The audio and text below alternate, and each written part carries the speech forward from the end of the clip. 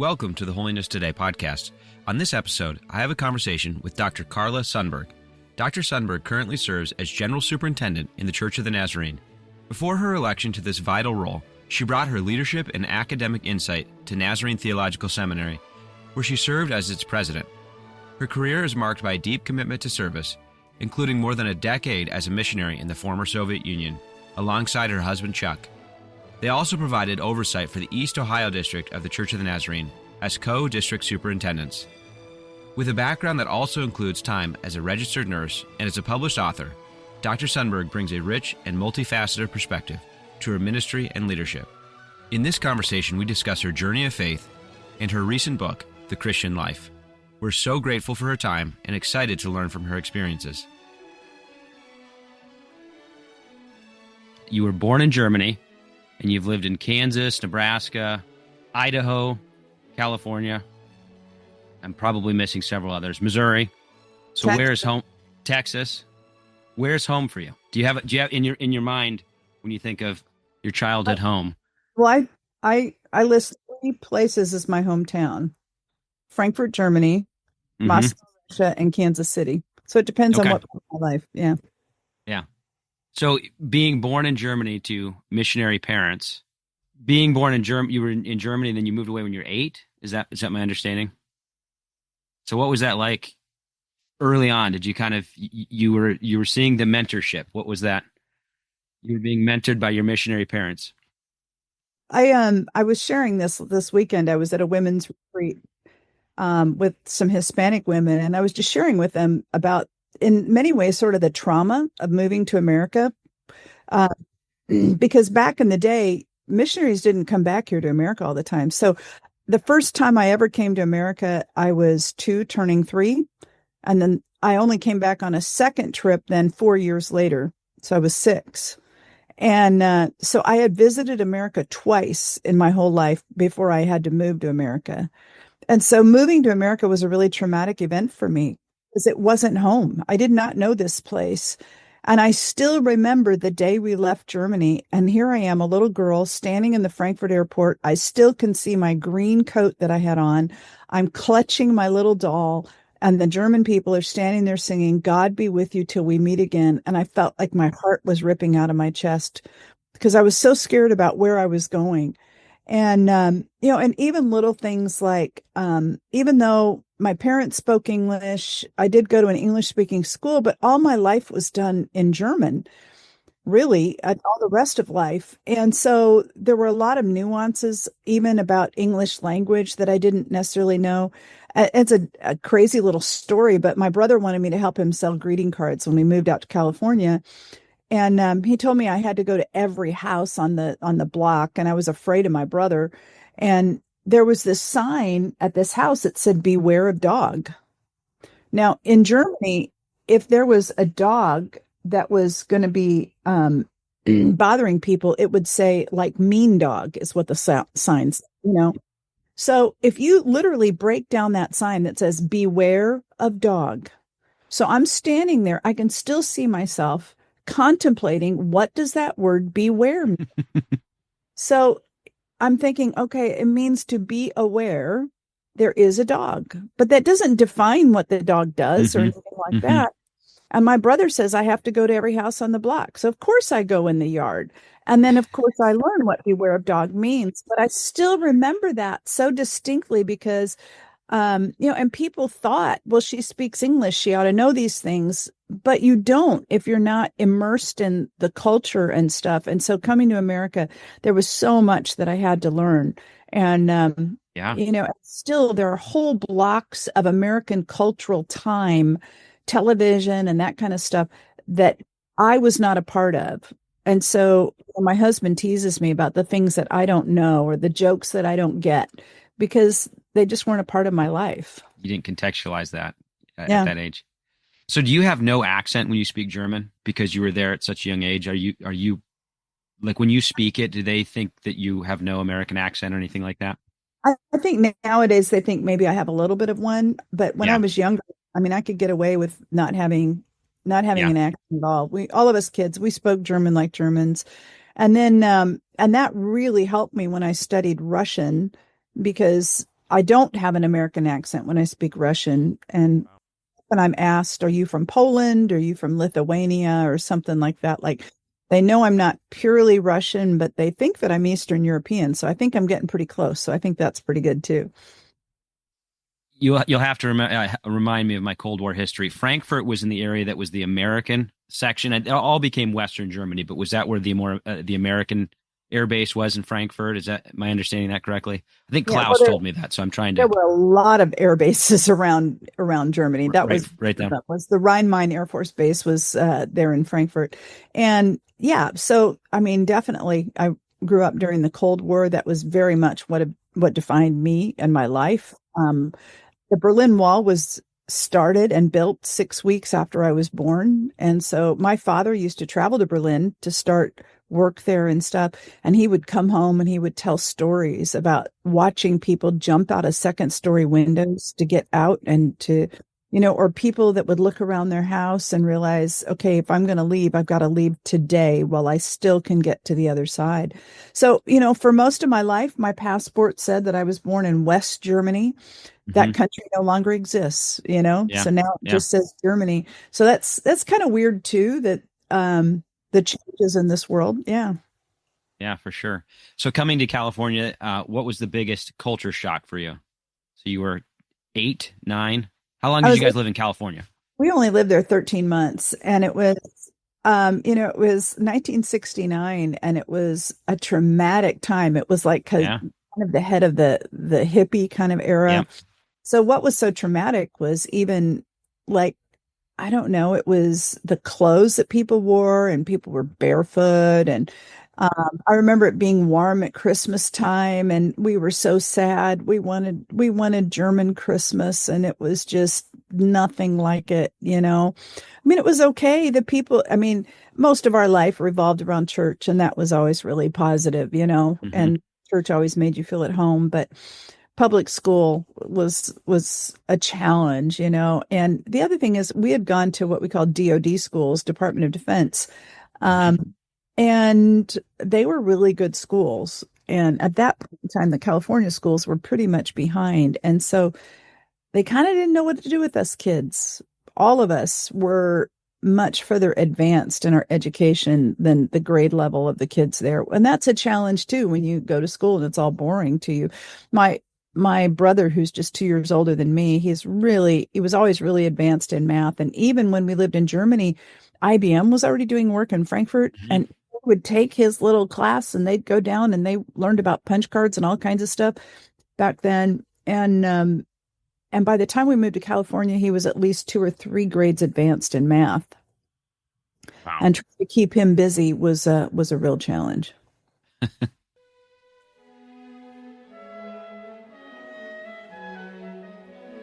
We'll be right back with the rest of this episode. But did you know you can receive credit for listening to Holiness Today podcasts? Holiness Today podcasts qualify for lifelong learning with the Church of the Nazarene.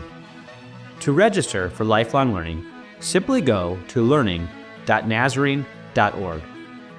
The Lifelong Learning Registry provides Nazarene ministers the opportunity to record and report their efforts to develop and maintain a pattern of lifelong learning.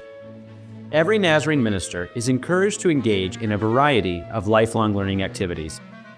The code for Holiness Today podcast will be listed in the show description. This code can be utilized for this episode and any previous episode you wish to listen to. Thank you for being a listener and sharing in the ministry of the Church of the Nazarene. Now back to the rest of your episode. And then from there, you went on to Idaho. You went to Nampa We did. And my dad became pastor of College Church in College Nampa, Church. Idaho. Yeah. Yeah.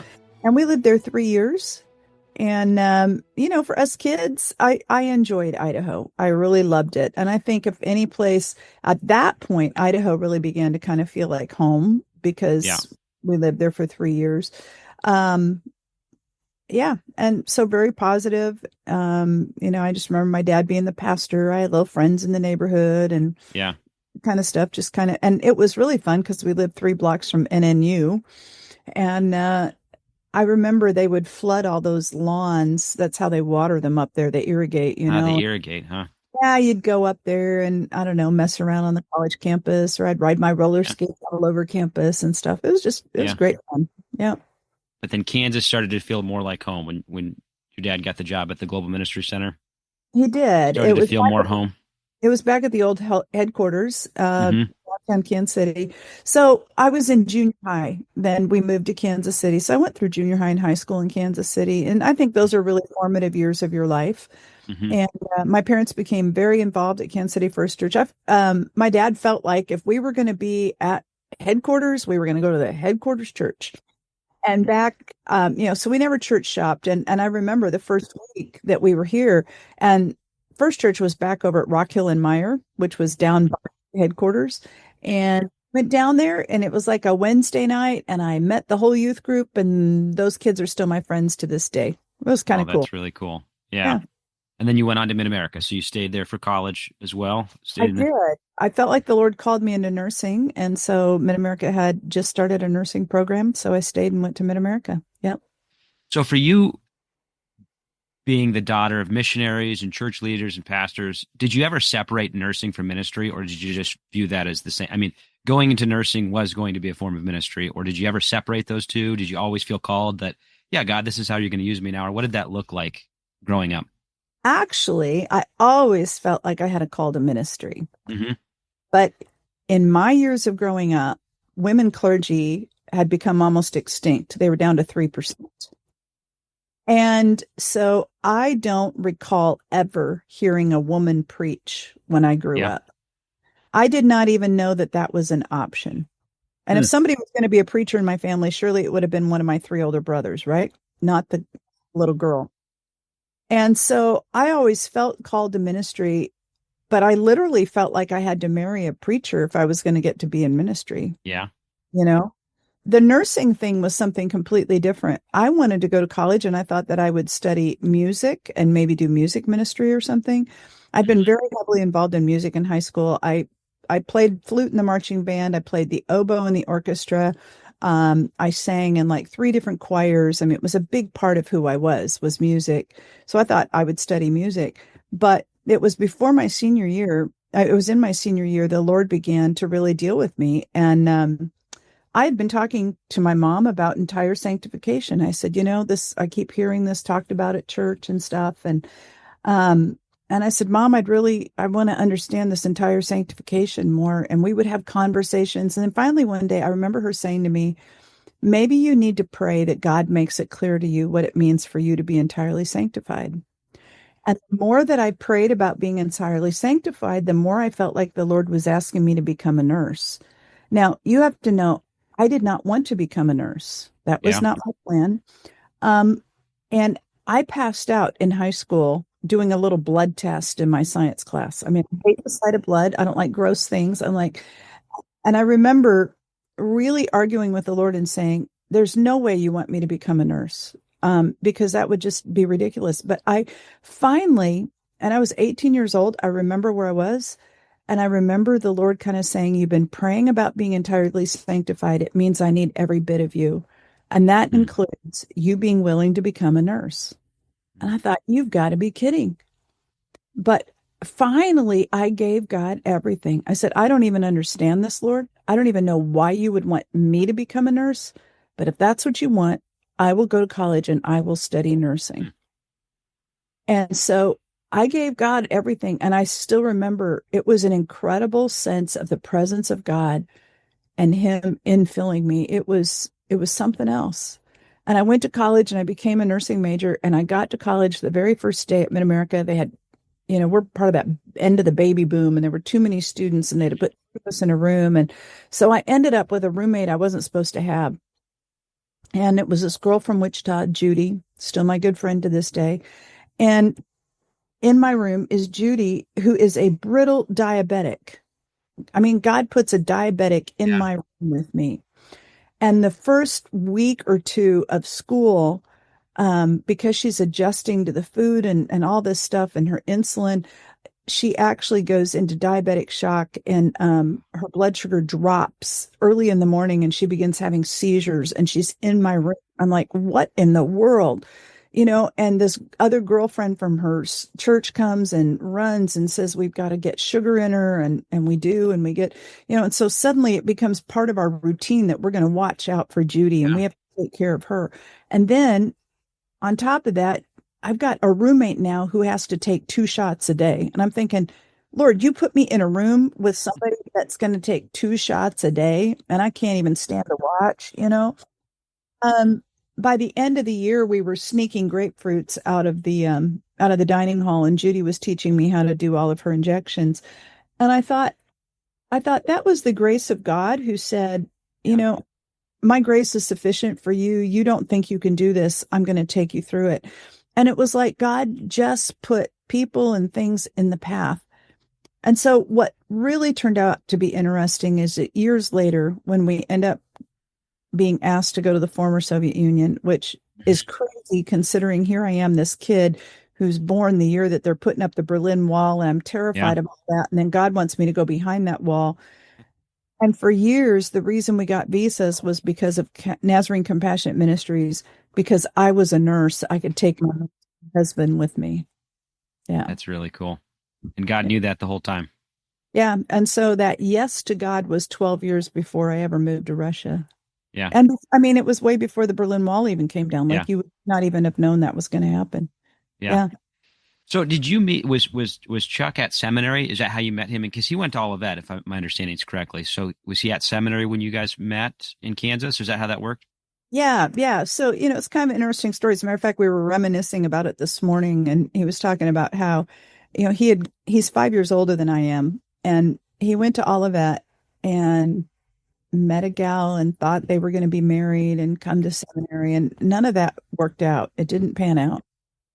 And he talks about his wilderness that he went through and, and thinking, why God, why did everything fall apart for me? As a matter of fact, after all of that, he went home and worked at home for a year and then finally came to seminary. And so it was that year that he finally came, he started going to Kansas City First Church, which again is my home church. But I had gone to Mid-America, nursing major, but and this is kind of funny too, but they had these traveling singing groups at Mid-America, and I actually didn't know much about them. And one of the girlfriends on the hall said, "Oh, Carla, you ought to go try out for one of these groups." And I said, "Try out for it?" Well, okay. So literally, this girl gets out music and picks out a song and says, "I'll play the piano," and drags me over to try out for a singing group. So I try out, and oddly enough, I get into this group. It's called Celebration. And actually that was an incredible experience of my life that God gave me, that gave me a lot of confidence in terms of being in front of people and sharing my testimony and all that. Well, so I'm traveling every weekend for college, so I'm never home. So Chuck moves to Kansas City and starts going to my church, goes to the same Sunday school class, young adult Sunday school class with all my friends. Remember that I had met that first night I moved to Kansas City. And he's becoming friends with all of them, and everybody knows me, but I'm never there. So kind of the long story of that is at the end of my freshman year, we had gone to Missouri where his dad was pastoring, and I had been at teen camp singing and a counselor and all that, and his brothers were there. And then on the weekend, we came back and sang at his parents' church in Missouri. So his dad calls him and says, well, at one point his dad said, "Am I going to have to come to Kansas City and show you how to date?" Because he had been so wounded. He hadn't dated anybody in 3 years now. And he's like, "No, Dad." And then his dad said, I think I found somebody. And Chuck's like, "Yeah, right, Dad." He says, "Let me talk to my brother, Bill." He says, so Bill gets on the phone. He goes, "I think Dad might be right this time. I think, you ought to check up this Carla Johnson." So one Sunday in the summertime, I had a Sunday off, and I remember us meeting in what becomes the lounge at the seminary, because at that point, Kansas City First Church was meeting in the seminary, and we had a conversation, and that was early in the summer, and then it took him until Thanksgiving to ask me out on a date. That's funny. Then did you guys date for a while, or did you get married not long after that? Was that a time period as well? I was pretty serious about what I felt like God had called me to. So we dated for a while, then I broke up with him, Uh, dated again, and I would not marry him until I had graduated and passed my state board exams. there you go. That's Yeah, good. So pretties. after you got married, you then served in nursing for several years. What is the time between when you graduated from nursing before Moscow? What does that time period look like for you? That's probably, I'm trying to think how many years. Um, wow, almost 10 years. Yeah, Almost yeah. 10 years. Yeah. And so I did a lot in nursing. And I think God was preparing me for what that might look like to take that Hmm. overseas.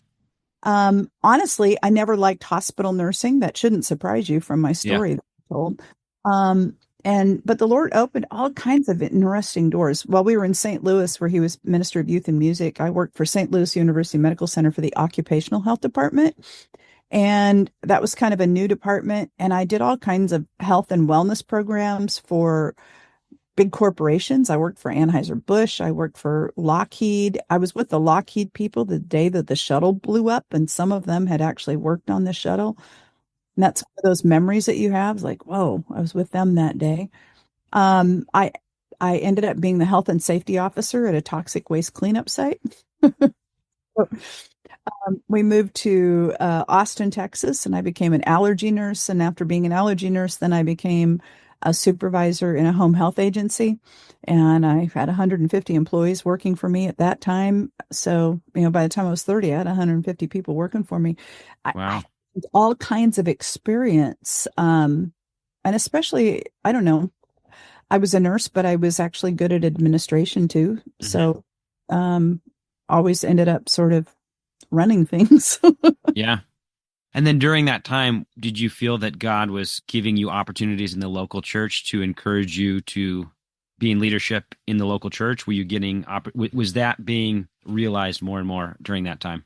Well, you see, my mother had been my model, which I just thought everybody did this. My mom did everything in the church that needed to be done. Mhm. Even though, like when we were in St. Louis, Chuck was minister of youth and music. Well, I played the organ, or sometimes I played the piano. I helped him with the youth group. I mean, I did everything with him. Yeah. You know, Yeah. we moved to Austin, Texas. I worked with the youth group. I started a young adult Sunday school class. I taught personal evangelism. I taught personal evangelism in St. Louis.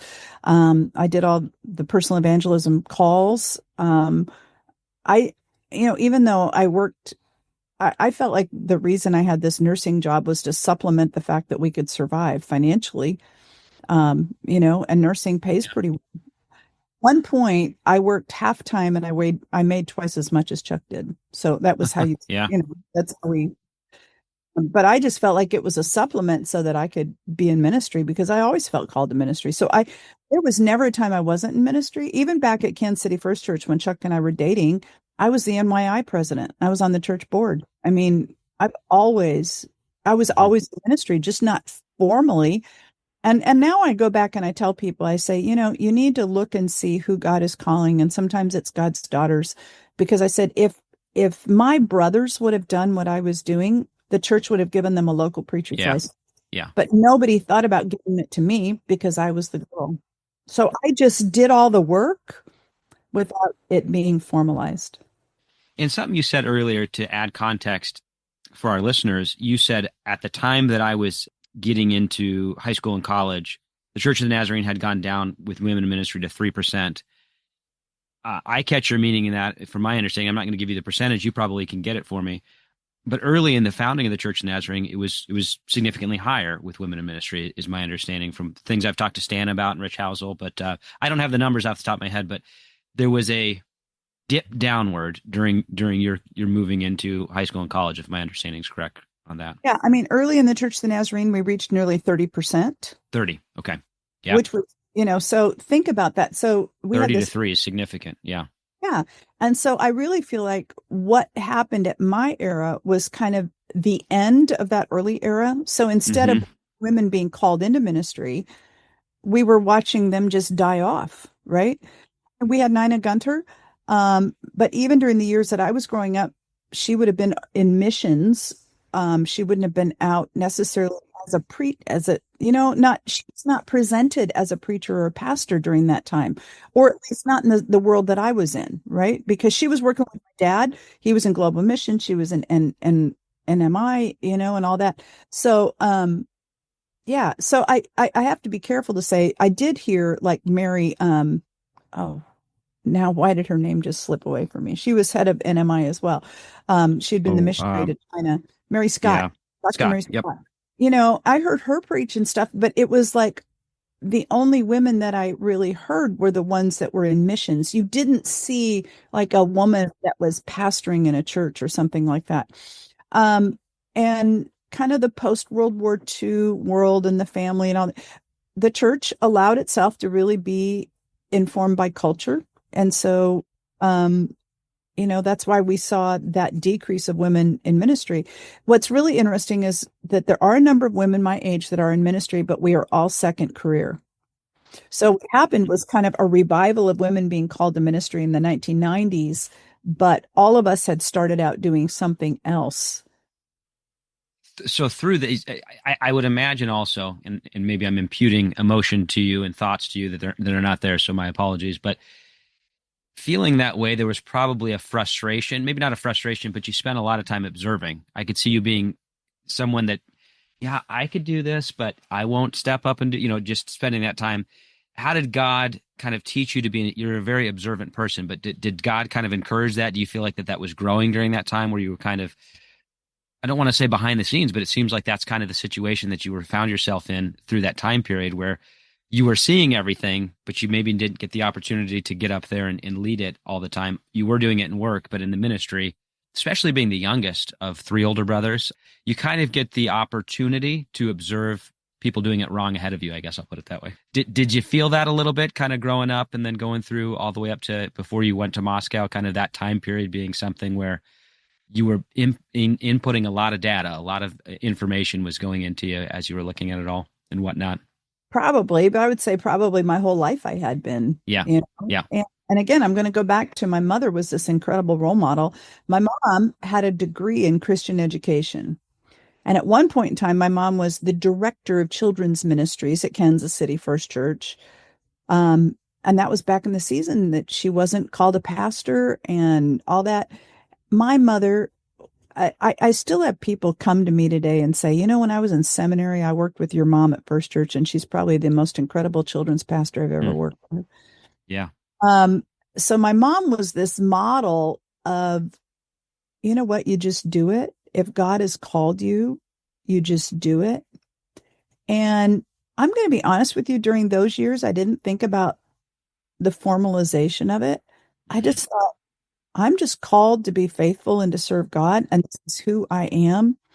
So to be honest with you, Nate, whether I am officially ordained or if I officially have this job in the church, my hope and prayer is that doesn't matter. I am still who I am because I am who I am in Christ. And I don't necessarily need the job or the title to be his faithful servant. Mm-hmm. And maybe that's part of what I learned is that, while I believe God, I mean, I know when God really called me and we formalized this, but along the way, all I knew was that people needed Jesus, and I've always had a passion to want to help bring people to Jesus. So I just didn't even think about it. Maybe I did at times, but it's just what you do. Yeah. So when was that? Oh, sorry, go ahead. No, it's all right. I was just saying, when was that formal call? What did that look like? Was that going to the mission field time period, or? We were in the mission field. We'd been there for quite a while, and I was the director of Compassionate Ministries. I've led medical teams all over the former Soviet Union. I had people on medical teams would say, when you move back to America, you're probably going to have to become a nurse practitioner because you're really practicing as a practitioner. I did all the healthcare for my family, for missionaries that came over, because healthcare was so limited over there. And, and then I thank God for that. My mom used to say to me, she said, I'm so glad you became a nurse because you know how to take care of your family and how to, and I had a whole pharmacy there. People would help bring medications and stuff. But after we'd been there, a number of years, I don't know, maybe about 5, 6 years, one day Chuck was talking to me and he said, if you would have been a boy, you would have been the preacher in the family. That moment, I felt like God said, and why aren't you? And I kind of said, well, Lord, have you ever noticed I'm a girl? Uh, and then this was really interesting because I can still hear it. I feel like God said, submit to the system. And that was sort of the formality of the call, because at that point I was kind of telling the Lord, why would I need to do that? I come to America. I speak at churches all over the country. I'm a missionary. I get asked to speak at women's events. I do all this stuff, and I haven't formally gone to school or anything. And the Lord said, submit to the system. And I knew what he was saying, which was, if I was going to do this now, and I think for women in ministry, I needed to go through the course of study and I needed to submit to the system in terms of what it required for ordination. So that began that whole journey. So what? I'd been a nurse for 16 years at that point, that I felt like God was then switching me. And so I switched and I went to seminary. I'd actually been working on a master's of healthcare administration through a university in New Hampshire. And I told Chuck, I said, I feel like that's not where I'm supposed to get my master's. I'm now supposed to get a master's in theology. And I switched to theology. And God just took me down that track. And it's just been a little over 20 years. It hasn't been that long.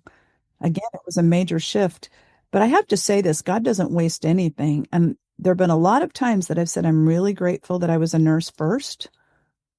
I talked about learning to manage people. I learned to problem solve. I learned how to organize, delegate, do all that kind of stuff that I learned in nursing. And even when I was working on my master's of healthcare administration, I took organizational behavior. I had to take accounting, study statistics, all kinds of stuff. And so, there's a lot of stuff that I've studied that probably the average pastor hasn't studied that's really beneficial to me.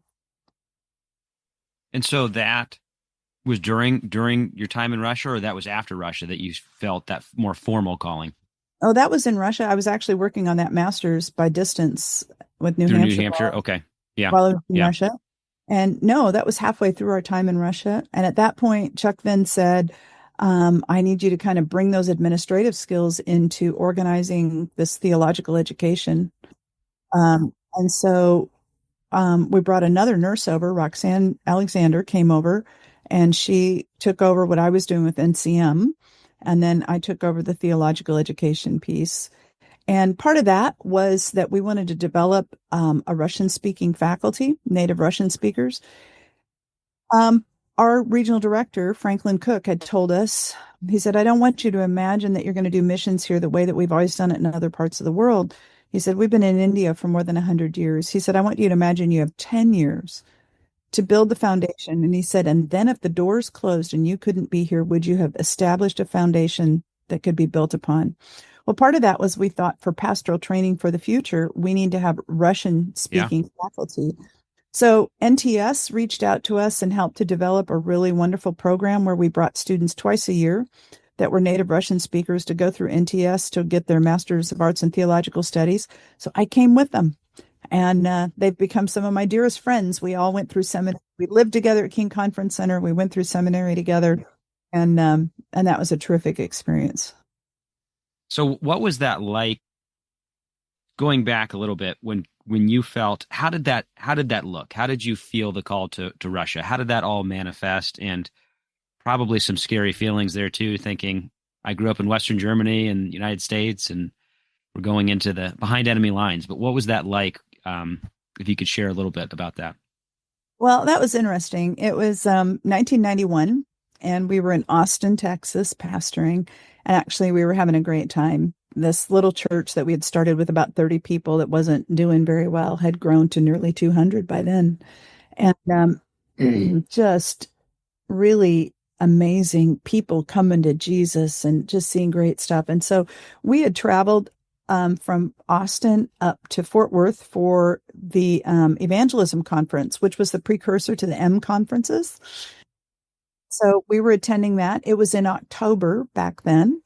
And man, we were just learning more stuff and how we were going to apply it to our church and everything. Well, right before the last night, the head of global missions had asked if he reached out to us and said, "Can I just talk to you?" And we thought, what do they want to talk with us about? And so we're out there in the hallway talking to him before the service is supposed to start. And he starts telling us about this trip he just had to the Soviet Union. He went to Moscow, he went to Kiev, then he went to Albania, and he's telling us all about this trip. And Chuck and I are kind of looking at each other going, well, I don't know what he's talking to us about, but this is interesting. And he gets to the end of the conversation and he says, the deal is this. He said, we never thought this part of the world was going to open up. And he said, nobody's applied for missions to go there. We don't have anybody prepared to go there. Nobody's been in language school. And he said, we don't ever do it this way because we'd never applied to be missionaries. We were going to be in Austin, Texas forever. And he looks at us and he says, I've been praying for more than a month about who ought to move to Moscow and start the work. And he said, last night, my wife and I sat behind the two of you in the worship service, and I felt like God said, ask them. So he said, would you be willing to pray about moving to Moscow and starting the work in the Soviet Union? It was still the Soviet Union. And we're like, what? Because this isn't the way it's supposed to work. People are supposed to apply to be missionaries and all that stuff. So he said, I'm going to let you pray for a month. So he walks off and leaves us. And we just began walking the streets of Fort Worth, Texas that night. We couldn't even go into the service. And we were just sobbing. And it wasn't out of fear or anything like that. It was just kind of weeping. Because I think we knew instantly that God was asking us to go and do this thing, which just seemed like the craziest thing ever. But I got to tell you that once we felt so certain that God wanted us to go, there wasn't any fear. There was almost this sense of adventure of it really felt like an incredible adventure. And it was. It really was. It was not an easy life, but it was an adventure. And I thank the Lord for it. How long did you serve in Russia? We were there 13 years. 13 years. Just kind of to put that in perspective, our girls were 2 and 4 when we went over. Yeah. So our oldest, Christy, started kindergarten that fall, and we were there until she graduated high school. Wow. So in some ways, the way that you feel Frankfurt's home, I'm sure your daughters, at some level, do they have a home feeling towards Moscow? Or Russia? Is there mixed feelings there as well? Oh, no, there's no mixed feelings. They love it. They love it. Yeah. Mixed feelings are right now with the war. Shed tears because they've said, we don't feel like we're ever allowed to go home. Will we ever get to go back home? Because at this point, we don't feel like it would be safe for any of us to try and get into Russia. On the more lighthearted side, though, you and your daughters maybe feel common missing cultural context and things like that too, because they probably missed a lot of the American media.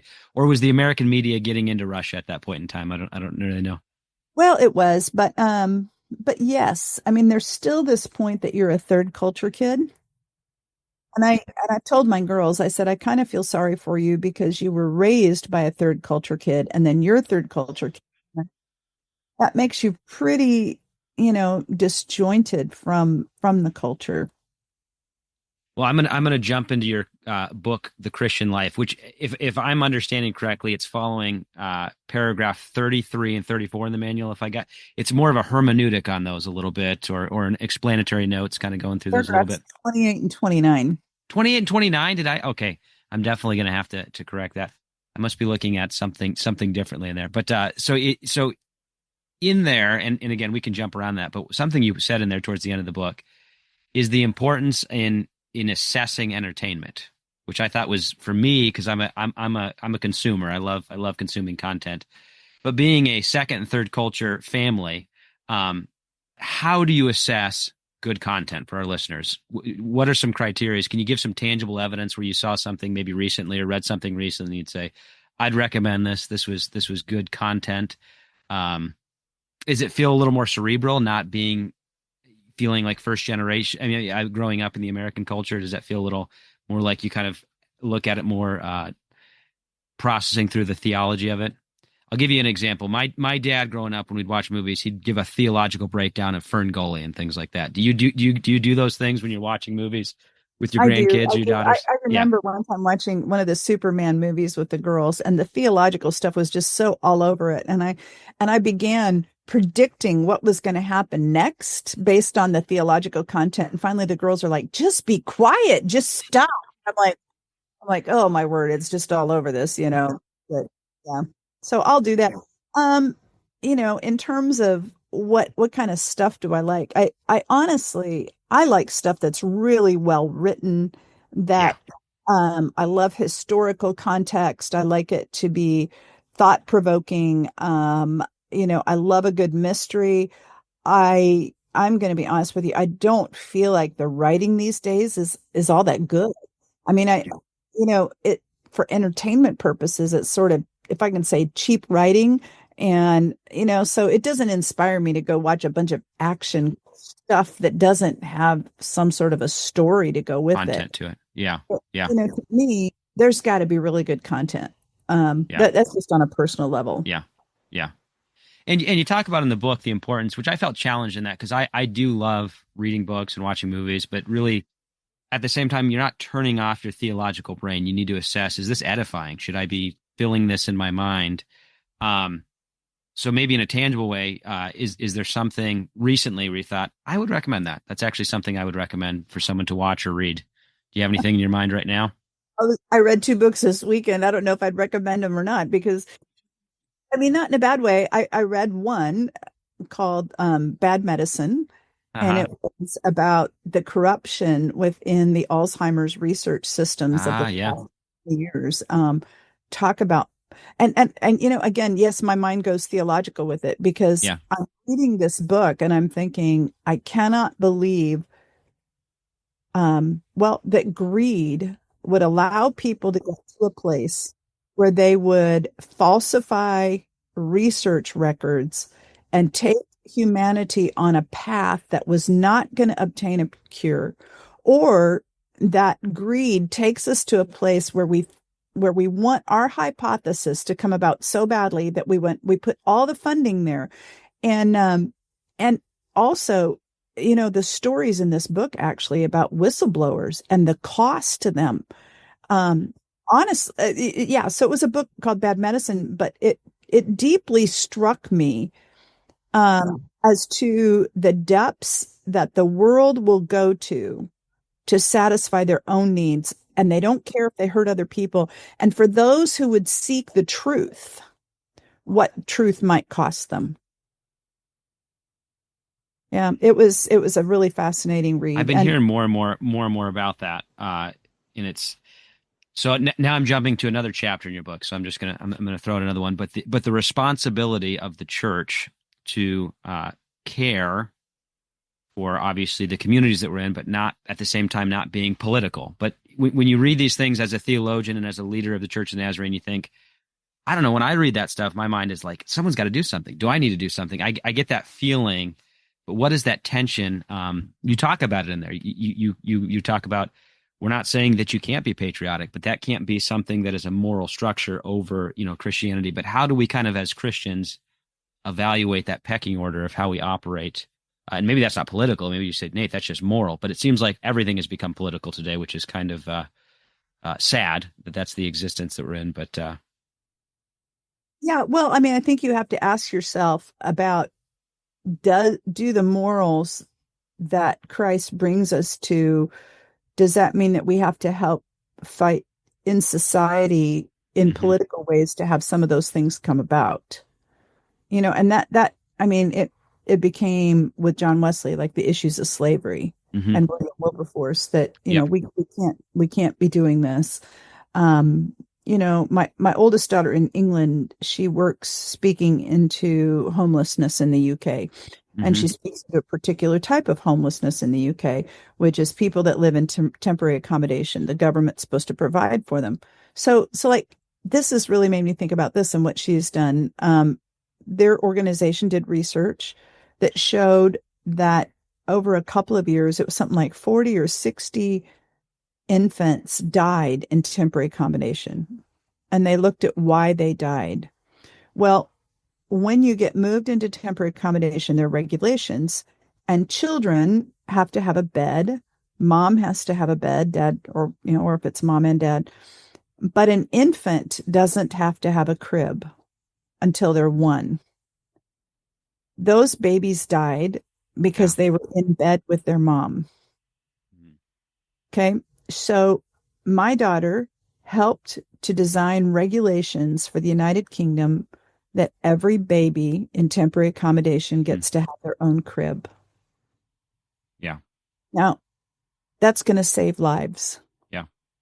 So is that political? I mean, I guess you could say that was political because she had to work through the government to help to get that changed, because she feels like that's the space that God has invited her into as a follower of Jesus Christ.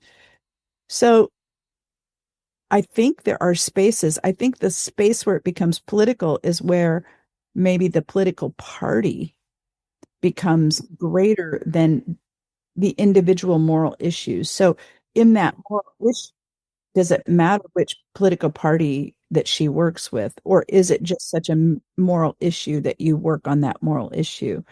And I'll say this, that if you look at early Christianity, in particular moral issues, sometimes they would have leaned, it would look like they'd lean to the right, and sometimes it would look like they leaned a little bit to the left, because when we're following Jesus, it's not going to be some pure party line. It's going to be following Jesus, and that's the messiness of it. So I guess I'm not saying that you don't get engaged in making sure that there are laws that are good and ethical and that kind of stuff. And the question is, can you do that as much as what is in you to do that without being political? Yeah. I think the chapter on that properly recognizes that tension in competing authorities. I mean, how I read it, maybe I read it incorrectly, is that God is the evaluate. He's the ultimate value. And then we have competing structures. It doesn't mean we don't care about dieting, but going to the gym and working out can't become idolatry, as you put it that way. Just things like that. It's not like we just say, well, I don't want to be idolatrous at the gym, so I'm just going to lay on the couch. There's a custodian of our own bodies that we have to be. But no, I thought that was a challenging. The whole book is challenging, but those are the ones that picked out to that I thought were particularly good. But yeah, well, when I read, go ahead. Sorry. Well, just my prayer with that whole book, and to be honest, it was kind of a personal spiritual journey to write that book. It was more of a journey personally than I thought it would be. It took a lot of research actually to write that book. It was very well researched. Yeah. But I thought to myself, when's the last time we, as Nazarenes or even as followers of Jesus Christ, have really talked about, okay, because I am following Jesus Christ, what does this look like in my personal life? And I really wanted hard for it not to look like a checklist. That this is not just a litmus, check, check, check. This is, or the list of the do's and the don'ts. I mean, there are the do's and there are the don'ts, but the idea of it was really to expound upon that, to make us think deeply about this. And what does this look like? And how do I live as a follower of Jesus Christ? And I think especially in the Church of the Nazarene, where we bear the name Nazarene, again, not to be legalistic, not to have a checklist, but really to ask ourselves questions about, how am I living this out? And what does the world see in me? Yeah. Well, and you talk about it in there too, the desire to be holy. The desire to be holy is the do, and then consequently there's the don'ts. We don't do certain things. We don't drink alcohol because we desire to love those who may be struggling with that, and things like that. Some of the, it's a positive, that we're doing something that we love and whatnot. We love God, but that we love the holiness of God. Well, we love God and we love others. And so that is how we have to live out that holiness ethic. It's not about seclusion from the world. I am in the world, but not. Yeah. Yeah.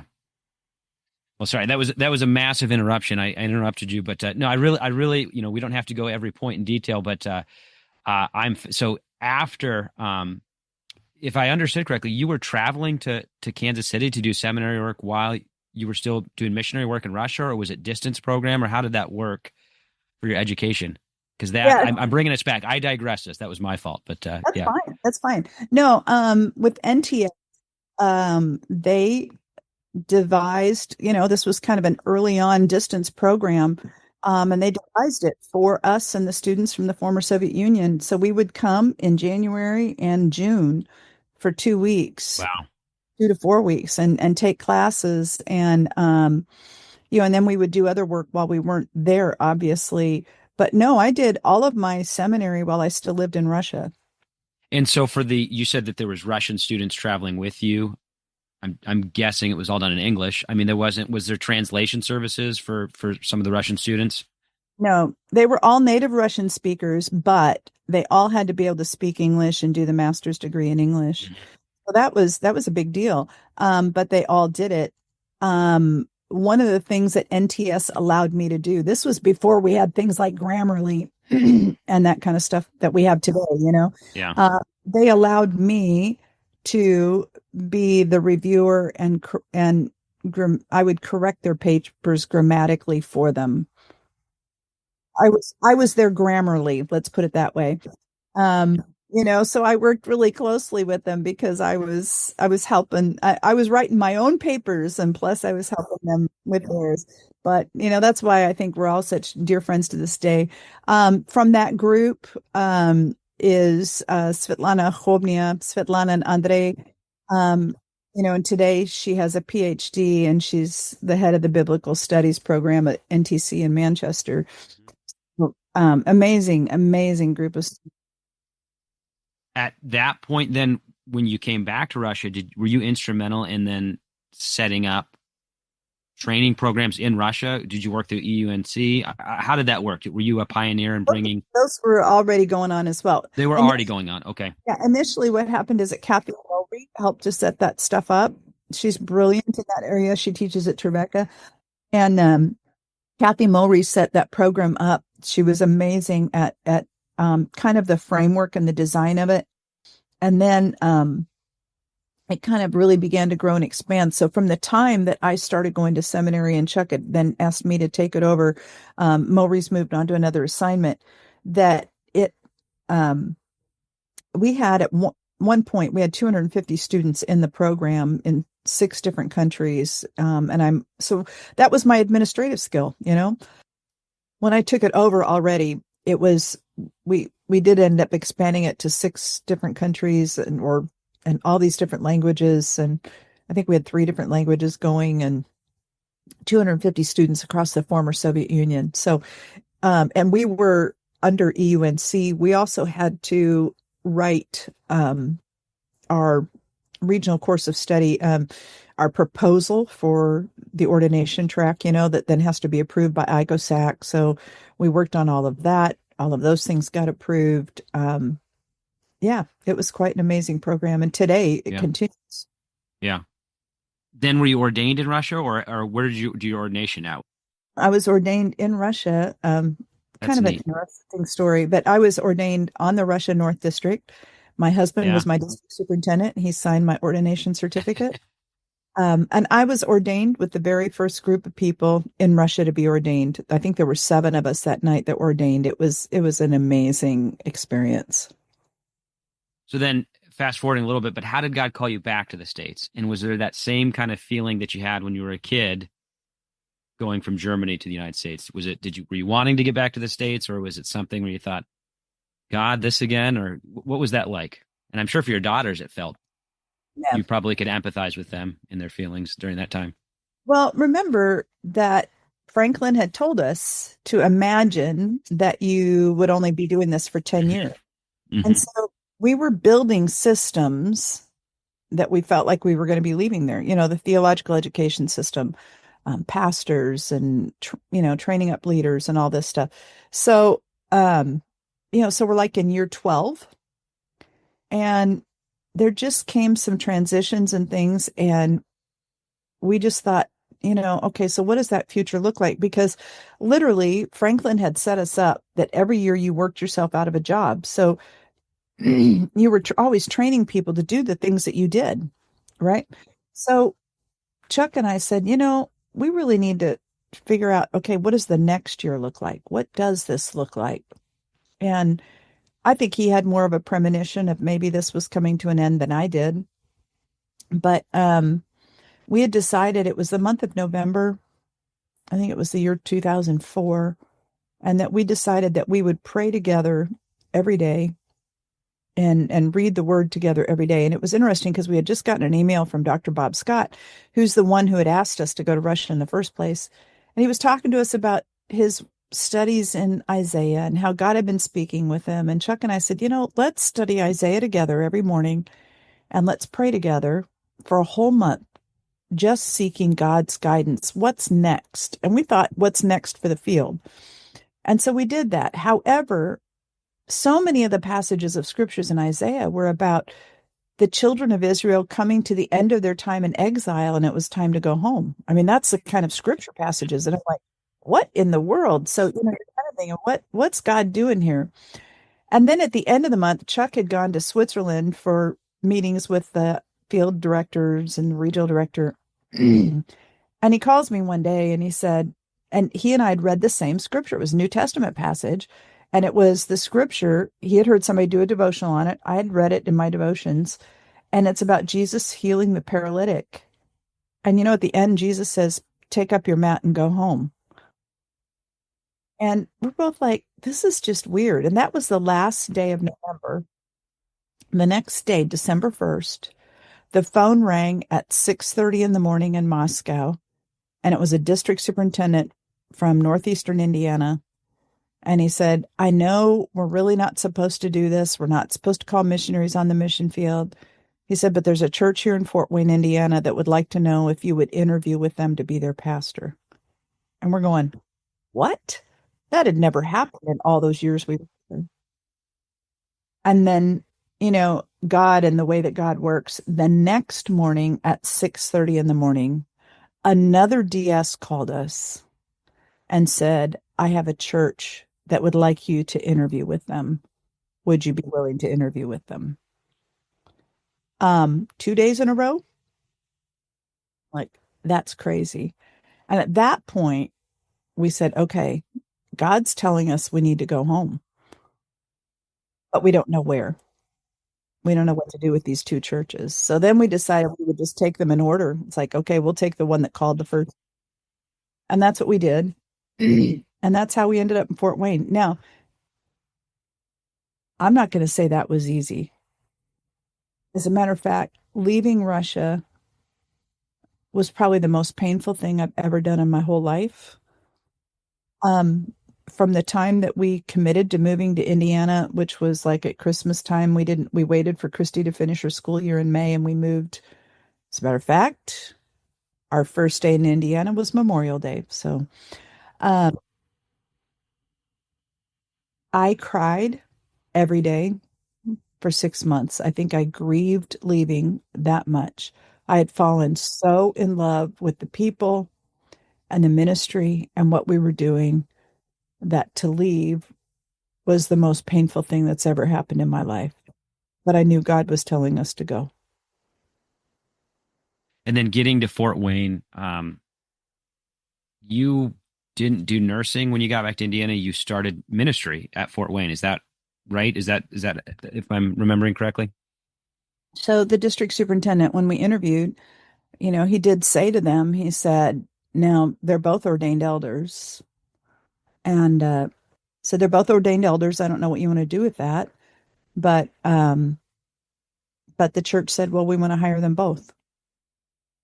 And so that was, I'd been working full-time in ministry as a missionary. So then I was hired full-time as a minister. Yep. And that was it. I did not go back to nursing after that. You never went. Yeah. Did that feel confirming? I mean, even though that was kind of a tough time leaving, did it feel like God was saying, see, now this is the formal, did it feel like God was moving you on that path? Yeah. I mean, I knew at that point because I had been doing all that theological education and all of that. Yeah. I knew that this was a new trajectory for me. Yeah. And then did you end up preaching pretty regularly at Fort Wayne? Did you kind of get more accustomed to doing preaching ministry as well at that time? I did some. Yeah. Interestingly, that was still a time when people weren't used to women being preachers.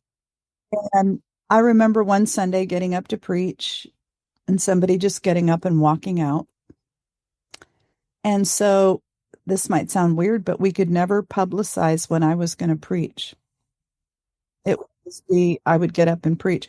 If it was publicized, there were people who would just stay away because they didn't want to hear a woman preacher, or they didn't believe in a woman preacher. So it wasn't always easy. And at what point, I think it was while you're in Indiana, you started your PhD also at that same time, or is that around the same time? I did. Yeah, we got there, and um, Dr. Kent Brower from Nazarene Theological College reached out to me, and he said, I really think you ought to go on to doctoral work. And, I'm just thinking, there's just no way. I mean, I don't know. I didn't feel like I had a lot of confidence in myself. And I mean, here this is, like I said, second career. Um, I'd done well going through seminary, but I thought, really? But between Kent Brower and my husband, Chuck, who's just been my greatest champion, Chuck was like, yeah, I think you should. And I think that I needed it in that season. The people of Fort Wayne were wonderful, and that was a great experience at that church, but it was also a little bit of a wilderness experience for me. My life by then, I had lived 21 years of my life in Europe, and the people of Eurasia were my people. And, in Indiana, people would say, aren't you so excited to be home? And I thought, I've left my home. I've left everybody I know. And, my college was European Nazarene College. And I remember going to an event at Olivet, and I thought, this is a whole different world. I don't know these people. I don't belong here. I'm this weird person from Europe. I mean, I just felt like, oh, I didn't feel like I fit in. It was hard. It was really hard. And so I feel like I call those years and I loved the Fort Wayne people, but it was still personally, it was sort of a wilderness season. And so I feel like God opened up the opportunity of the PhD to help me through my wilderness. And people would say, well, what's the end goal of the PhD? And I said, I don't even know. I just know God opened the door. And then it became transformational to my soul. My studying holiness in the fourth century, opened up to an understanding of holiness that changed who I am. Can you share a little bit about that? What was it that maybe you read or you thought or you heard and it clicked? What was that moment for you? Or if there was one moment, but what was the joy that came with education? I think this, I think we'd always heard holiness from the American holiness perspective, which I think is powerful and wonderful, and I embrace it.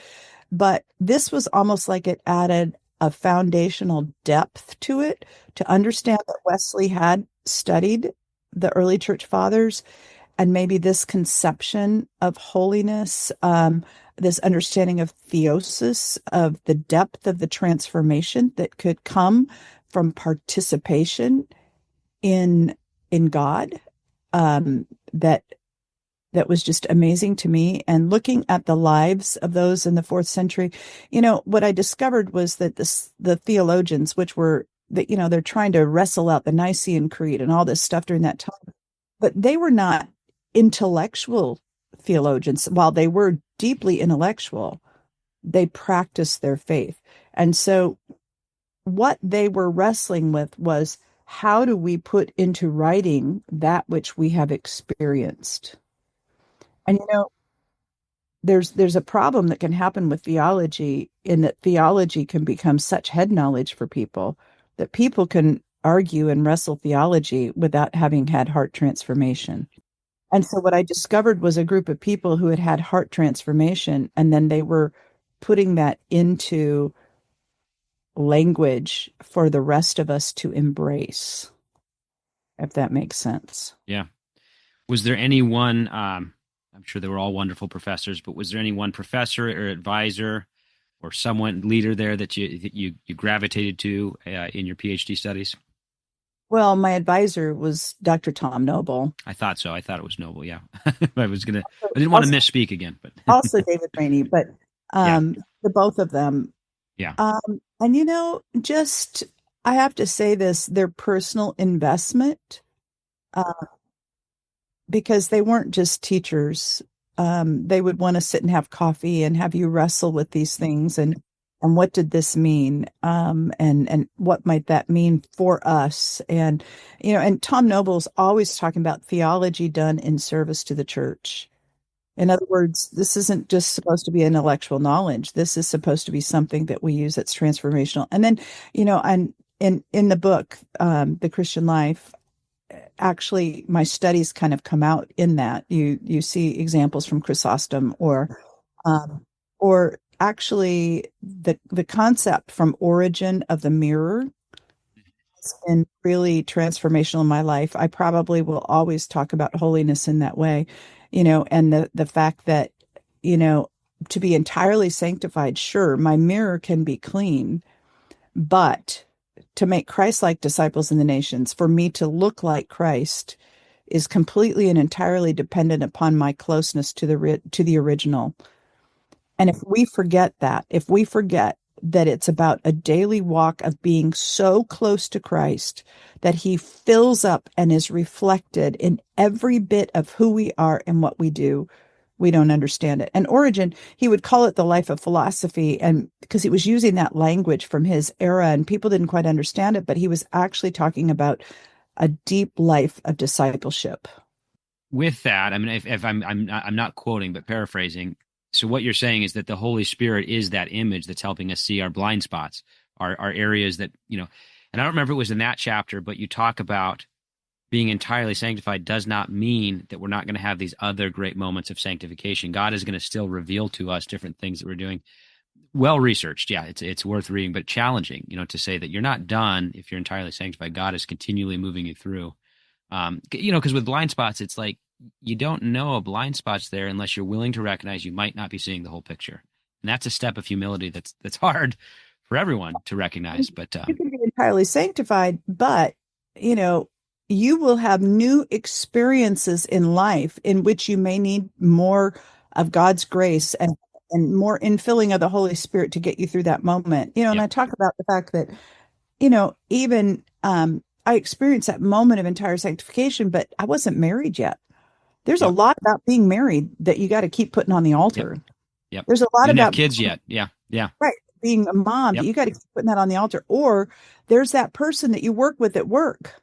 yep, You got to put that person on the altar because they're not easy to work with. Or you know what I'm saying? yep. And that's Certainly. and I think that that's consistent with what Wesley would say as well, is that yes, there is that moment of entire sanctification, but man, there's plenty of things that are going to keep coming up. And if we think that we never have to deal with that again, then we're wrong, because we are on a journey through life. You earned your PhD right at the time you and Chuck were serving as district superintendents, because you were still in the PhD. Am I looking at that time frame correctly? So you and Chuck were called to Ohio as district superintendents, but you were still in education at that point in time and then graduated right during that time. Am I looking at that? That seems like a busy season. It was a busy season, but I was just wrapping it up. I'm sorry. Go ahead. Yeah. Yeah, the church in Fort Wayne had given me a sabbatical to go over for like a month and just try to finish up my PhD. And but it was while I was there trying to get that all done that Dr. Porter called and said, he got me on the phone, he got Chuck on the phone. I'm in England, he's in America, and he says, I just wanted you to know that I just appointed you as co-DSs of East Ohio. And I'm going, what? And he says, and we're like, well, do they need to interview or something? He goes, no, you guys don't need to interview. You're appointed. You are the DSs. And we're like, what? And yeah, that was just, it was interesting. But we really felt like the Lord was in that. And, Chuck will say he felt like for women in the church, we had to say yes. And that was a sacrifice for him, because Fort Wayne, he will tell you, was it was just this gift of ministry that God gave him and that church. He just loved pastoring there, and it was painful to leave. We'd been there 6 years. We'd had a great time. And yet I think we both felt like, yeah, we ought to go. So, the transition, we moved to Ohio, and then I think we were there a few weeks, and I went back to England for just a few weeks to finish it up. So, I mean, I was literally on the last weeks of being all finished with the dissertation. Yeah. So, yeah. And then, and I don't know all the details of this, but not long after that, because you guys weren't in Ohio very long, you got elected to be the NTS president. So how did that all work out? That just seemed like in a very short period of time, a lot happening, and you probably were surviving through that time period, I guess. Yeah. Actually, I was in Ohio as DS for 2 years. 2 years. Yeah. And kind of what happened, which, again, you're like, okay, God, you must have been in all this. I was on the board of NTS. I was the alumni president. I was very actively engaged with NTS. I was doing some adjunct teaching for NTS.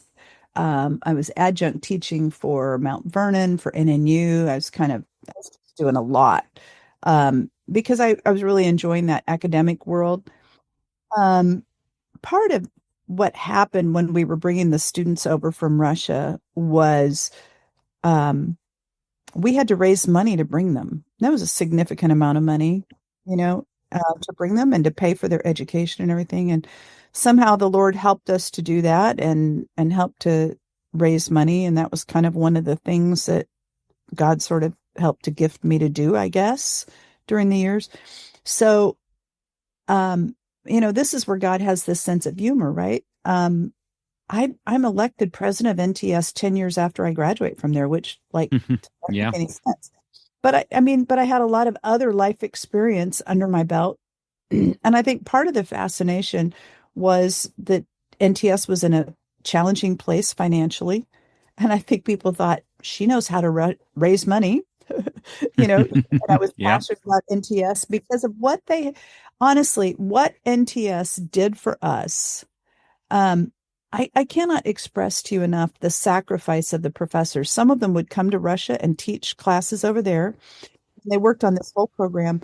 There was one winter we were here at King Conference Center, and there was a terrible ice storm, and the power went out, and we were all stuck there, and they couldn't have classes. And when it warmed up enough, it was Dr. Roger Hahn and Dorothy. They invited us all out to their house. They fed us all, and we all took warm showers, and they did our laundry for us. And this is the kind of stuff the professors did. I remember Dr. Deasley that same time. He was so cute. He said, I know you'd all be so disappointed if you can't take your final exam. And I'm thinking, well, probably not. So he invited us all to his house, and he set up folding tables all over the house, and he had the teapot going. And if I can just tell you, the professors modeled servant leadership with their whole lives in such a way that, honestly, it was like I couldn't help but love NTS because of what they had done and what they did for our students. Like I said, Tom Noble coming to Russia and teaching Doctrine of Holiness, and Dr. Deasley doing that. Paul Bassett taught us Eastern Orthodoxy. You have to know, they crafted this whole program, and they did Eastern Orthodoxy so we would understand our context. Paul Bassett taught himself Old School Slavonic so that he could original documents and teach us in that class. Wow. So I hope you hear my heart. I became passionate because I had watched people sacrifice us to have this education, and they poured into the ministry of the global church of the Nazarene. These professors did. And so now NTS was finding itself in really challenging days. And so when I was invited to interview, my heart was there. And I remember them asking me, so what makes you think you could actually do some things, to kind of help us and where we find ourselves? And I thought, well, how do I answer that question? And I felt like I went back to being a nurse, and I said, well, here, let me just tell you, I'm still a nurse. I still have my nursing license. And I said, so one of the things with the nurses, I said, sometimes I've noticed that theologians and stuff were really good about standing around and talking about things, mulling it over. And I said, and I can kind of do that, but there's still the nurse in me. And I said, and nurses can't just talk about their patients or our patients die. We actually have to do Yeah. something. Yeah. And I said, that's a part of who I am. Hmm. I'm going to be honest with you, Nate. I felt like I knew in my heart that God called me to go to NTS. Yeah. Yeah. And I was passionate about it and what I believed that God could do through NTS as, like I said, as I had incarnationally seen theological education lived out through the professors who poured into all of our lives. And I thought, I want to do everything I can to help Yeah. make it an experience that others can have as well. Because to me, the best of theological education is when theological education and the church come together and we partner together and we link arms to become the best that we can be. And, I kept going back to the Apostle Paul, who had the best education he could have in his day, and yet he was the best missionary there was. Just believed that this synergistic action of the church and the academy staying really close together and preaching holiness could be powerful and transformational. And So how did God use your sense of mission and your desire of the local church at NTS? What were some of the things where you said, okay, God, you equipped me here. This is what you want me to do with the academy. What were some of those things that you felt coming in that maybe didn't change things, but you said, this is where my passion is. This is how I'm going to connect it to the local church and the global church. well, one of the things that we talked about, and Roger Hahn was the dean, and he and I would have just incredible conversations about things. And one of the things I talked to him about was even about how we did chapel. And I said, what would happen if we practiced chapel in some different kinds of ways? In other words, sometimes in sort of a liturgical way, sometimes in a very casual kind of way. What would happen if we brought it into took it out of the sanctuary, because there weren't that many residential students, and so we looked a little lost in the big sanctuary. What happens if we bring it into a more casual kind of setting? And I said, what if we actually practiced the different kinds of settings in which our students will find themselves, so that we don't just say, oh, there's one way, there's multiple. And so we became really intentional, even in that, like, okay, let's practice the different ways that our students may experience worship. Not to say that anyone is any better than another, but they all, can be in that way. Um, I think that's one way. You did a bit of traveling too. I mean, you were able to connect a Yeah, lot of the local and global church, if I remember correctly, yeah, and during I that think time. yes, there was intentionality about me getting out and being with the Yeah. church. Yeah. But not just me, others on my team. You know, Roger Hahn, again, we were involved in PalCons and all kinds of things to get people out and to get NTS connecting. That was when we started the Center for Pastoral Leadership Mm. and began the original preaching conferences, and looking at how those would connect with the church. And that was the whole idea, is how do we get the church and the academy much more connected together so that we are partners and stronger together in the things that we do. The other thing I really wanted, that, here I am, this crazy missionary woman that comes in that says, I can see the hand of God at work in the things in this world. And I began to talk to them about, if there was a future for NTS, it was because God was in it, and that with God, all things are possible. And one of the things that happened is that we had, the roof on NTS was slate, and it was the original roof that was on there. And through the years, it was now over 50 years old. It had damage. The slate roof would need to be repaired. And one of the pieces of conversation through the years had been that there's no way that NTS could afford to replace the slate roof. And that in some ways, the roof would be the demise of NTS. NTS was facing a challenge about the location because NTS is there in Kansas City, Missouri, and headquarters had been right next door, and now NTS was left there. But there were questions about the facilities, and one of the big conversation was around the roof. We had a 50-year-old slate roof that we knew was going to have to be changed at some period in time, but a slate roof is extremely expensive. And it was almost like that slate roof was defining the future of NTS. And there were those who were saying, NTS will not survive. You cannot survive. You can't raise enough money. Nobody wants to give money for a roof. And I kept saying, but with God, all things are possible. And if God wants this school to be here and wants us to be a light in this community and in what we're doing, then God will help us find a way. So I'd been there a few months, and someone who wanted to be a donor had traveled up to meet with me. And at that point, the cabinet basically consisted of Roger, Hahn, and Carla. And I called Roger and I'm like, okay, this donor wants to come and I want you to meet with me. And the donor comes in and the first thing he says, he looks at Roger and me and he says, do you have a roof problem? Now, in that moment, I'm thinking, I'm not sure how I want to respond to that because, do I admit I have a roof problem? Because maybe that doesn't sound good for NTS or whatever. But Right. Before I could even answer the question, the man said, when I pulled up, I noticed that you have roof damage. And I thought, well, sure, it's a 50-year-old roof. And he said, have you had a recent ice storm or hail? And I thought, I don't know. He said, here's the deal.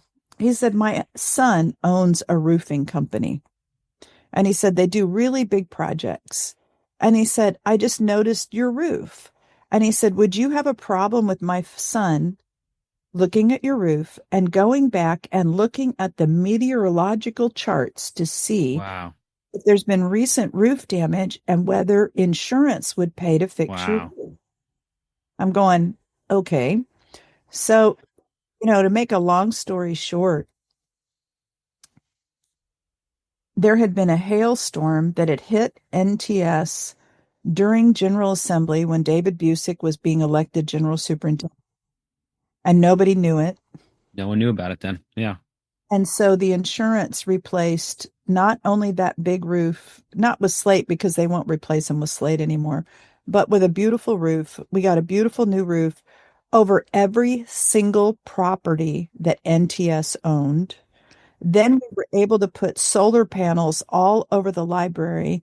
And actually, when one of the companies came and was working on the roof, they put too heavy of equipment on the parking lot and they damaged the parking lot. So the whole parking lot got replaced too. So Wow. the new parking lot, new and solar panels on everything. And God provided it all. That's amazing. And that was the story of NTS will die because you can't replace the roof. And it was like a turnaround for the seminary to say, maybe God really does care. Maybe God's really in this and wants to help prepare the way. And then the board and the community made a recommitment to where we were in the city, which was really significant because if you know Kansas City, it's in a location. It's east of Troost. It's in a community where everybody has always been allowed to live. And, for me, one of the neat things since then is that Jenny Noriega came as a student. She has planted a church on the seminary property that is now ministering again to that community. And so again, the seminary and the community and the church needing to come together and be a lighthouse where they were. Yeah. I think God began to do that work. Yeah. That's a great story. What an amazing story of providence that God was looking out for that. That's wonderful. So what was your favorite class to teach? Maybe not just at seminary, but in your teaching career. Do you have a favorite? Well, I've taught a lot of spiritual formation, which I love to do. But then I designed a class for NTS called The History of the Ecumenical Councils. And that kind of became my favorite one to teach. Yeah. So did you go through the four ecumenical councils, or how far did you go? 7. So, okay. Yeah. That's a good swath of history there. That's a fun one. Great. And actually, it's really kind of cool because what we would study is the who, the what, and the why. of each Hmm. council. Yeah. And I help the students come in and participate, and they'd have to be preparing sections of that.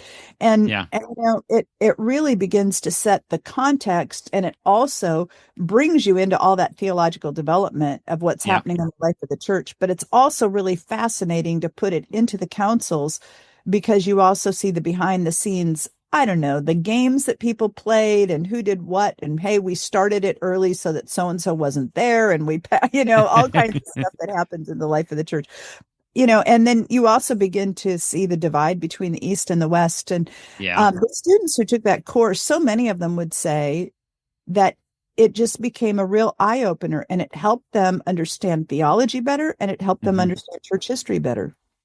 That's fun. You incorporated them engaging in the turmoil of the councils and whatnot too. That's fun. Yeah. I mean, it makes it much more interesting. Yeah. Yeah. And then, so was it 3 or 4 years? I'm looking at, and then you were elected in 2017, general superintendent, or as general superintendent. Yeah. But I was 3.5 years at 3.5 NTS. years. Okay. Yep. And I was Yeah. really grateful. It was such a great Yeah. opportunity to Yeah. be there during that time. Yeah. Yeah. And I think, at least from my perspective, it felt like you were there longer because you got a lot of work done. So, it seemed like God was very fruitful in that 3.5 years. I feel like we did. I feel like we came a long ways. So Yeah. Yeah. That's yeah. good. So as General Assembly was going, did you have inklings that when you were starting to get votes, you think, do I need to stay at NTS longer? What was that competing call for you when you were sitting there in the assembly? How did Oh, that feel? And then knowing your dad was a general superintendent, it probably felt full circle. I mean, what all the emotions, so many emotions. let me just say, and I think this is a good experience for anybody to kind of know. I think it's very uncommon that somebody is just sort of out of the gate elected a general Yeah. superintendent at one general assembly. Yep. So I had gotten votes in 2009 Yep. and in 2013, and now it's 2017. Yep. So you kind of have an idea that you You have a might feeling. Yeah. Yep. vote. I will say 2013, when the voting went on for 50 some odd ballots, that That's was right. that was rough. And let me just say, just to sit there and publicly go through that is a rather unpleasant experience. So when I went into 2017, I had a little chat with the Lord, and I said, Lord, if this is what you don't want, then make it be quick. Because if it's not quick, then I don't want that, and I'll be at NTS, Yeah. and um and I think Philly was elected on the 7th, and I was on the 11th ballot. I mean, that's really quick for General Yeah. Assembly. That was by Yeah. Tuesday morning, the voting was already done. And and I felt like the quickness was God's sweet answer. You The know what I mean? confirmation. Yeah. It was the confirmation of I just knew that if it was going to drag out, that I would say, just take my name out, right? That it had to be quick, it had to be what God wanted, or else that I wasn't doing it. Yeah. Yeah. So what was that like coming into that role? I mean, so many emotions, I'm sure, but what did you feel? What was that? What were the feelings? Oh, so many emotions. Yeah. Honestly, during that week, you're just absolutely overwhelmed with everything. Yeah. It's sort of Yeah. like sensory overload. Um, it's actually a little bit later that you sort of wake up and go, "Oh, is this what Yeah. I'm doing? Is this, Yep. um, but at the time it is just kind of an overload. And the church, honestly, the church is lovely, and it's beautiful getting to work with the church in terms of what's happening and stuff. But I don't know. And something I asked at the beginning, not that you'd be going home, but did it feel like, in some sense, because you love traveling and you get to be in the global church now more as a general superintendent, did it feel like you're going to connect more with all of the people you've grown up with over the years? Did it have a feeling like that at all? Or Absolutely. Absolutely. So, in the last 2 years, I've had Eurasia in my jurisdiction, hmm and it has been like God gifted me the last 2 years to be home again. Yeah. It's Yeah. been so super sweet. And, working with people that I've known since I was a little girl. It's Yeah. been great. Yeah. Yeah. Did you feel that God, or has God given you a specific calling of, this is what I want you to do as a leader during this time? Did you did you feel inklings going in? Did those change? Do you feel confirmed in that? Can you share that information? I should ask that too. Are we Um, allowed to share such information? No, I'm kidding. you know, again, God doesn't waste anything. I would almost go back to my Cappadocians and say, well, what does it look like, Carla, to serve as a general superintendent with her whole being, just like Macrina will have served the church with her whole being in the fourth century? Again, it's not about the title, it's not about the position. And my hope is that whether I had this position or this title, I would still be who I am. It's about it's about the being, it's the person that God has called you to be. Um, I get to live that out through this position, but the position is not what makes me who I am. Going into 9 years, 8 years, yeah. What maybe has been the greatest joy, and if you can share what really is the biggest difficulty? Is there something that is a recurring difficulty, or do you have one moment where you said that was really tough? The greatest joy is just kind of doing life and ministry with people all over the world. I love being with our people. And, hearing the testimonies of what God is doing, it's just humbling. It's overwhelming. Even this weekend, I was at a women's retreat out in Virginia, and it was the Hispanic women's retreat. And I was with all these women pastors, about 20 of them. And literally, I just felt humbled to be in their presence. I thought, I can't believe that they are such incredible followers of Jesus Christ. My joy is to see what God is doing in people's lives. That's just amazing. Um, the biggest challenge, the sad part, would be some of the divisions. Some of to me, some of the sins, some of the ugliness.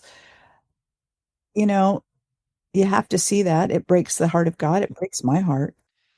And probably there were several challenging points, but a personal challenge that I've given to myself over the last, I don't know, probably 10 years, but of getting better is your chapter or your section on resting, and not just resting in, Sabbath, of course, but when you specifically got into unplugging from technology, unplugging from information, unplugging from that.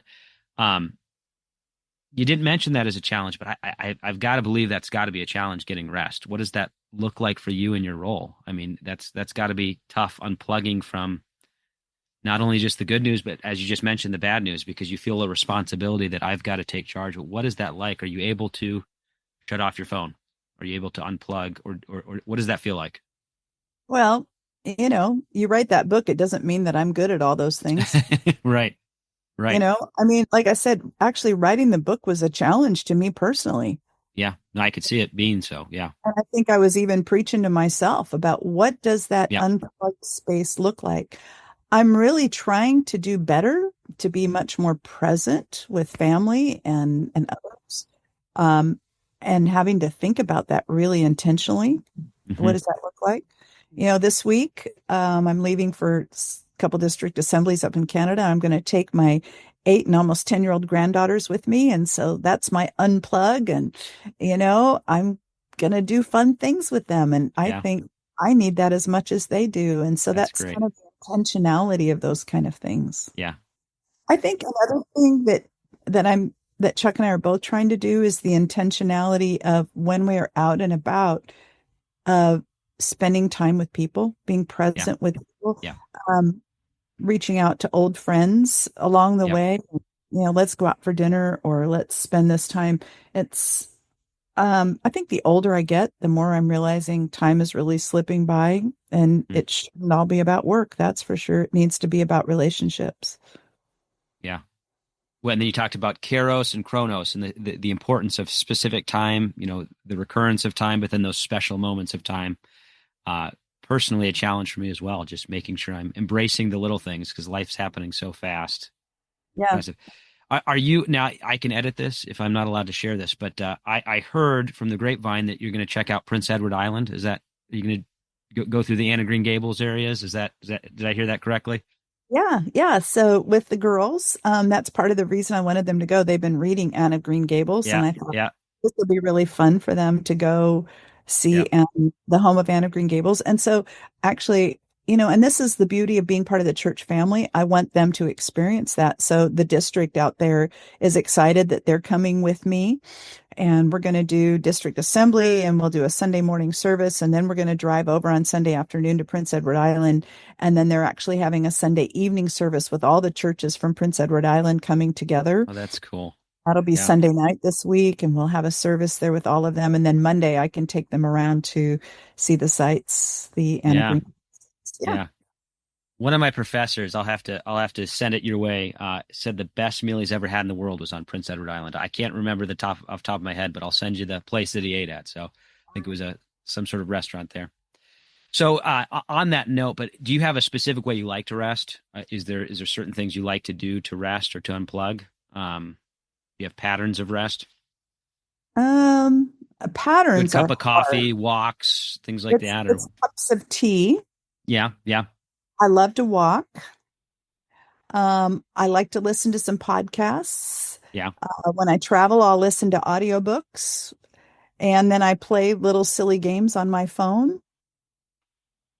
Chuck and I, doesn't matter where we are in the world, but we like to watch a little bit of some show on TV or something before we go to sleep at night. And we just have our little routine. And, Yep. so there are certain things that, yeah, that I think I try to enjoy. Yeah. Yep. So if well, maybe I'll ask it a different way.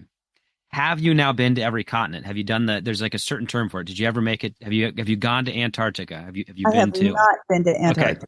Okay. Are you going to plan on doing that at any point in your life, do you think, to knock it Yeah, off? I don't know that that's on my bucket list. My brother went No? down, Yeah. and you know, I I don't know. That doesn't really appeal to me. I mean, Yeah. kind of a Yeah. rough ship ride to get down there Yeah. just to Oh yeah, feel for sure. it, you know. So other than Antarctica, is there a place on Earth that you haven't traveled to and you thought, I would like to go there? Can you think of a place, or Not really. you've been everywhere? I've been a lot of places, so yeah. Or what about if you could I'd travel like to stay. anywhere, stay home? So you'd be home. Be home. You Yeah, cherish that I'm home time. home and I'm in my recliner chair while I'm And talking this to is you. this is the good sweet spot, huh? Yeah. That's good. People out there, and yep, it's good. Well, do you have a favorite meal from a place that you've traveled to? You've probably had a lot of good food. Probably some food Uh, that you don't think so good either. Probably you've had to avoid. no, first of all, Dangerous food. I love Middle Eastern food. I love the food in Armenia. The Italian food in Sicily is the absolute best. Um, my daughter in England makes a mean curry. When we're I heard home, recently the best curry in the world is in England. I don't know if that's, I should be well, it saying might that, be. but It might yeah, be. There's a place in Manchester called the Curry Mile. It's a great place to go eat. yeah, yeah. And they've got great Indian food. Yeah. And then and when I'm home, my we'll cook a big like Thanksgiving dinner with Kara and her family here. And that's Uh-huh. so yeah. Yeah, that's the meal. What about dessert? What's your favorite dessert?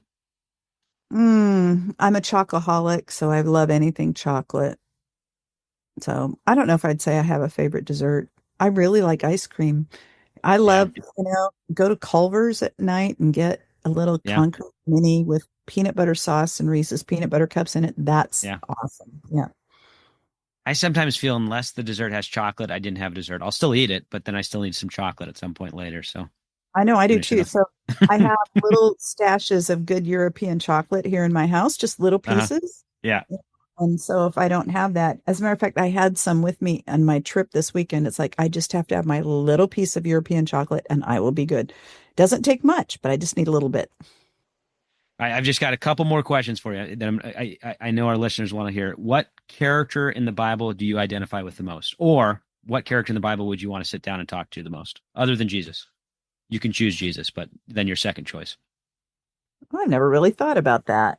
Um, what character in the Bible? Well, the Apostle Paul. Yeah. Maybe because he was a missionary. I'd really love to kind of learn from him and watch him. I've just thought I'd love to be curious to see what he did on a day-to-day basis. One of the most fascinating things, one time I was traveling in Greece and we were doing a church history tour, and one of the guides was showing us it was between Athens and Corinth that there was a place where there had been a big sporting event during the time that Paul would have lived there. And he talked about and how Paul and the way that he worked would probably have been at that sporting event. And then he talked about tent makers. And in my mind, I kind of always imagined sort of bland linen colored or leather kind of tents. And talked to us about tent makers sort of being the brand makers. In other words, the Ah, athletes would yeah. hire a tent maker that would create their colors and their brand and all of Interesting. that.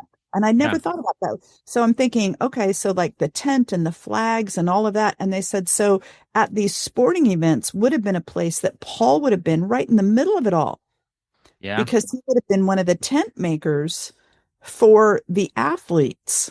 Yeah. And That's so fascinating. so it gave me this idea of, oh, so Paul was always figuring out what's going on in society and how can I get myself right into the Yeah. middle of it Yeah. to get to know people and stuff. I thought, isn't that amazing? That's really Yeah. fascinating. Yeah. So, so that would be, I think there's a whole lot about Paul that we've kind of put him in some sort of an image that I'm not sure he would Yeah. totally fit. So it would be really fun to meet A him. fascinating character. Yeah. If you could do another PhD, or what time period of history or study that would you dive into if you had to spend several years studying and researching on it? Maybe not history, but what period would you choose, You know, or what subject? I've done a little bit, not much, but having grown up in Germany, I think I would go back to the Holy Roman Empire. And I Yeah. think I'd love to do a deep dive on kind of the Carolingian period and Mm-hmm. Charlemagne, but then that kind of that whole period. So a year ago, was with friends in Frankfurt, and we went to the Kaiser's Hall, and discovered the Holy Roman Empire emperors would be crowned there in Frankfurt. In And then Frankfurt. Yeah. there's this banquet hall where they'd go and they would eat, and there's paintings all the way from Charlemagne all the way through to the Oh, that's Kaiser cool. up on that wall. And I'm thinking, I think this is a period of history that I haven't really spent a lot of time Yeah. on. Yeah. And a lot was happening in terms of church state relationships, Yeah. kind of a back and forth and stuff. But I just think that that would be very, very fascinating. And actually, I was thinking even about the Protestant Reformation and its impact upon the Holy Roman Empire. For good or for bad, the princes began to then decide whether they would side with Protestantism, Yeah. Lutheranism, or remain with Catholicism. Yeah. And the reality is, and I'd love to study this, but where we went with Protestantism, it has eventually led to secularism, a division of church and state, but almost the demise of Christianity. So whether you agree with it or not, Yeah. Yeah. Yeah. the places where the church and the state did remain more connected, there tends to be more of a spiritual revival these days. Yeah. And I would love to It is study fascinating. Yeah. implications of all that. Yeah. And I think that's a big area that people are asking questions on now, the whole church state relationship and what Christendom was. What does that mean? All of that is fascinating. So Yeah. fascinating. And So, oh, go ahead. yeah, I was No, gonna no, say no, no, go ahead. No, go ahead. France that has just become, I mean, it's like the most secular place in the world, Yeah. you know, and Yeah. yet, and a lot of that is because of their frustration with Christianity and their break from Yeah. Christianity. Yeah. So you have to go back and you have to say, okay, church, when you abuse your powers and things, Yeah. what's the long-term result of that? Yeah. Yeah, for sure. That's fascinating. So if you could give advice to someone starting out in ministry right now, what advice would you give? Well, I have the opportunity to talk to people when they're being ordained. And probably my deepest passionate desire for them is to make sure that they stay connected to Jesus. Yeah. Goes back to my desire for spiritual formation. And I'll often tell people this. I've never had somebody turn in their credential for a moral failure who said, but I've been spending an hour a day with Jesus. Mm, mm, You see, yeah. there's a lot of work to be done, But if you're trying to do the work on your own and in your own power, you're setting yourself up for failure. So the greatest thing I would tell people is the most important thing in your life is to know Christ. Yeah. The work will come after that. Yeah, that's good. Well, this is a big question, and you can go as long as you want, but a closing question. What is your hope and prayers? What are you praying about for the Church of the Nazarene, and what can we be praying about, our listeners, for you? Well, I'm going to go back to this book on the Christian life and that the impact it kind of had on me just writing it. And it made me think that maybe these are the discussions we need to get back to in the Church of the Nazarene. The really deeply transformational conversations, making Christ-like disciples in the nations. I mean, that's our mission statement. So what does it mean for us to truly be making Christ-like disciples? It's not about just getting a bunch of people to come to church or be excited about our church or to have great worship. It needs to be about the deeply transformed life. And that's what we need to be calling people to. And that's, when Phineas Brzee used to say that he felt the Church of Nazarene was called to Christianized Christianity. I mean, what does that mean? Does that mean we're calling people to that deeper walk? So that's where I'm at. I mean, may God help us. And I think that's a spiritual revival, that's spiritual renewal, that's experiencing us becoming centers of holy fire. That's what God wants. Yeah, that's good. And the book is written in such a way where each chapter ends with discussion questions. So I think each one of them is challenging. I mean, it's just, you didn't pull any punches with them. You're kind of hitting different areas that we need to work on. So, but it's good. It's challenging. It's discipling. I hope that I literally think it's something that I wish every church board, every pastor would do with their church board and to wrestle through it. Yep. I know there's a new study guide that's going to come out with it as well. That's being written that can be used to turn it into Sunday school class lessons, small group lessons as well. Thank you so much for spending this time. Thank you. Thank you for listening to the Holiness Today podcast. If you enjoyed this production and wish to hear more, visit holinesstoday.org/podcast or find us on Spotify, Apple, and Google Podcasts.